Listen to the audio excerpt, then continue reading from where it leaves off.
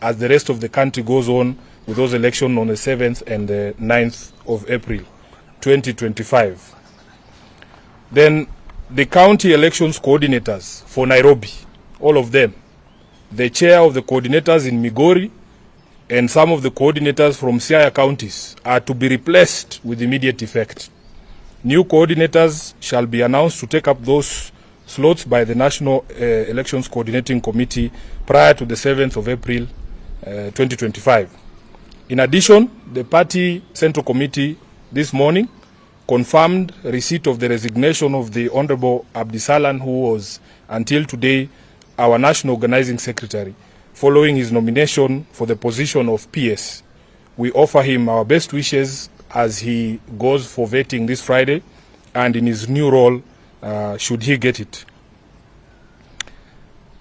In the meantime, the committee has proposed Governor Ahmed Abdullahi G, who is the governor of Wajir, to take his place. Finally, the party takes strong exception to recent unfounded allegations made by some Azimio La Umoja leaders of alleged interference by ODM in the ongoing process of reconstituting the IEBC. For the record, this process is being conducted in full accordance with the NADCO report. It is also common knowledge that NADCO was chaired by none other than the Honorable Kalonzo Musyoka, the leader of the Wiper Party. Kenyans are fully aware that the inordinate delay in commencing this exercise was due to the failure to resolve the nomination of the Wiper representative to the selection panel.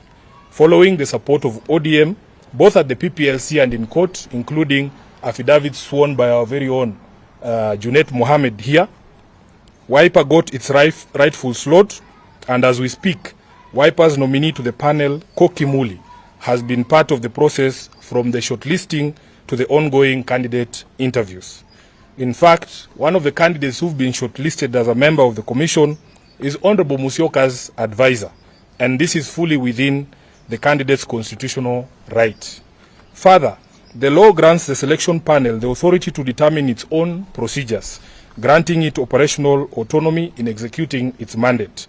The panel should be allowed to independently execute its mandate without political interference or indeed any other interference. We view the accusation by a section of Azimio leaders as an attempt to preemptively discredit the panel and the outcome of the entire process. Kenyans have waited a very long time to have an electoral commission in place, and we will not countenance any attempts to derail or delay that process. That is the end of the statement, and I thank you for coming as always. If there are questions, we will take them. If not, we will supply you with copies of the statement as we have read it. But I will ask that if you have questions, Eric, I can see you. Please let it be within the purview of the matters we have addressed today. Yes. What Kalonzo is saying, the argument is giving that you're already in government.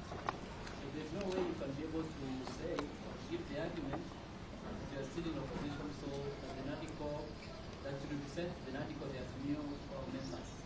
They are saying you're already in government, they just be the one to come now to represent the opposition. I think Honorable Kalonzo Musyoka is a senior counsel, is a seasoned lawyer, and he understands the import of being together in government or being in the opposition. As we speak today, this is the top organ of ODM. ODM is not in government, and I don't know how many times we have to answer a question. ODM is not in government. ODM is a distinct, independent political party from the ruling Kenya Kwanza coalition. So when somebody makes an allegation such as that, you have to ask them first, what is the basis of that assertion? Then we can engage from there. Yes, Eric, that was your question.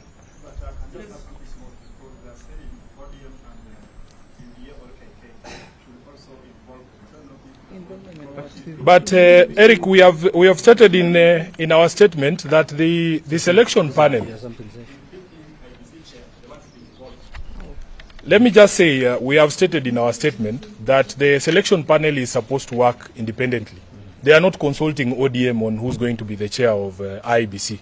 If that were the case, then we would call all those candidates here, and this team here would be the one to conduct the interviews. But ODM is not the panel. The right chairman for ODM has not applied. Yeah, I mean, so if we were consulted, I would probably find a very good chairman for. But that is not my job. It's a job of the panel. Yes. ODM is always talking of free and fair elections. Please introduce yourself.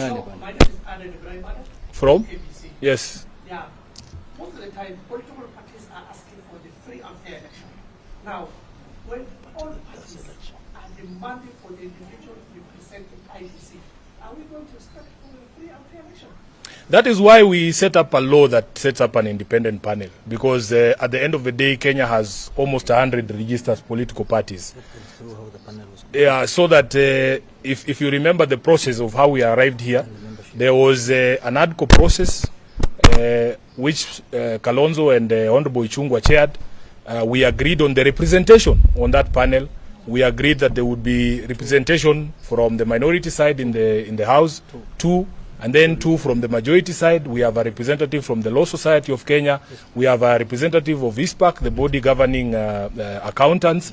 Then we have a representative from the political parties liaison committee. And in fact, there is one who's supposed to represent non-parliamentary political parties. They are there. And then representatives of the religious community.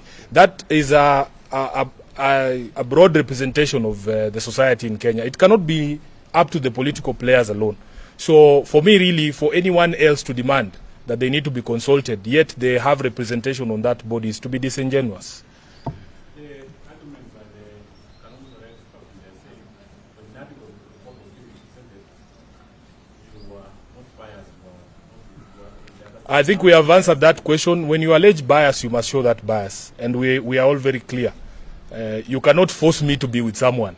ODM is a very bold party. The day that you decide to go with someone, you will do it.